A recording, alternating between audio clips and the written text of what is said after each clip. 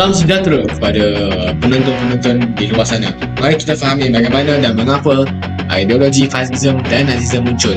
Pada abad ke-19, Eropah dilanda oleh ketidakstabilan politik dan ekonomi yang meluas setelah akhir era Napoleon. Keadaan ini mencetuskan ketakutan dan kebimbangan di kalangan rakyat yang akhirnya memberikan ruang bagi munculnya ideologi-ideologi yang menjanjikan penyelesaian kepada masalah ini. Dengan fasisme dan nazisme. Pertama sekali, perbezaan antara fasisme dan nazisme menjadi penting untuk kita fahami. Fasisme cenderung lebih menekankan pada kekuatan negara dan nasionalisme, sementara nazisme menyertakan unsur-unsur perkauman dan anti-semitisme. Walau bagaimanapun, kedua-dua ideologi ini mengakui kekuatan negara sebagai pemain utama dalam mentadbir masyarakat. Watak-watak utama seperti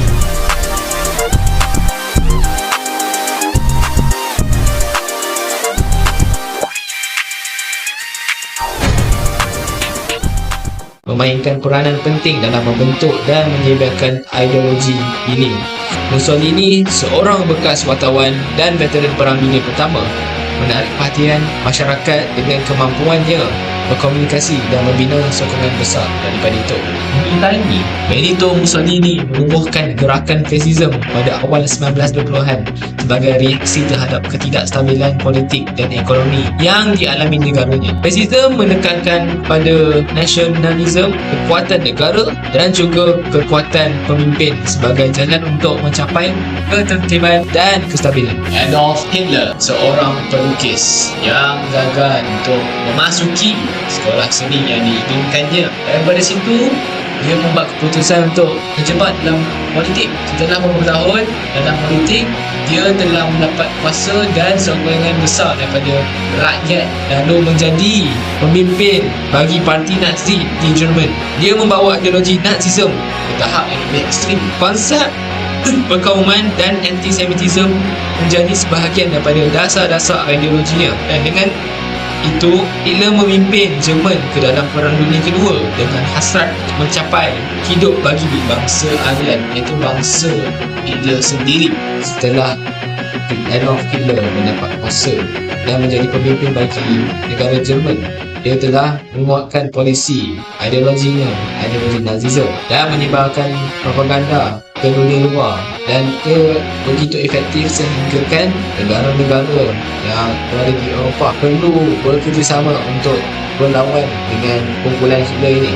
Selain itu, Hitler dan kelompoknya telah membuat satu operasi yang dipanggil Holocaust. Holocaust maksudnya adalah pembunuhan beramai-ramai terhadap satu kelompok ataupun satu kaum. Dalam isu ini, mereka telah membuat Holocaust terhadap komuniti Yahudi kerana mereka memupuk ideologi Nazisme, dan dalam Nazisme mereka ada unsur anti-semitisme, iaitu kebencian terhadap kaum Yahudi.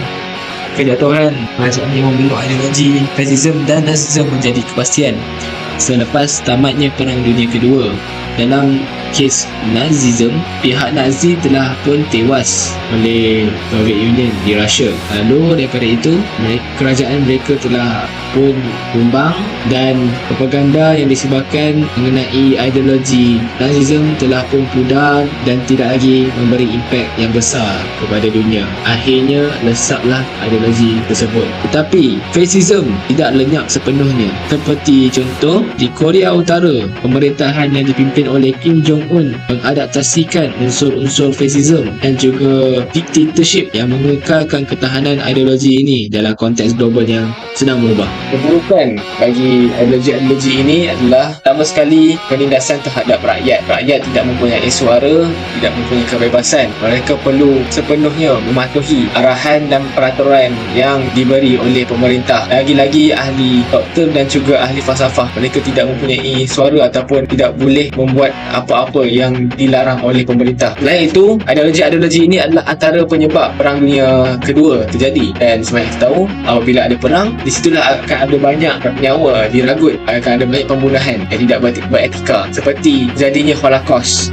memberikan bagi ideologi fasism dan nazism. Pertama sekali, dia dapat memberi kemajuan dari segi ekonomi. Dia dapat mengembangkan pembangunan infrastruktur dan juga menguatkan lagi ekonomi dengan lebih pantas.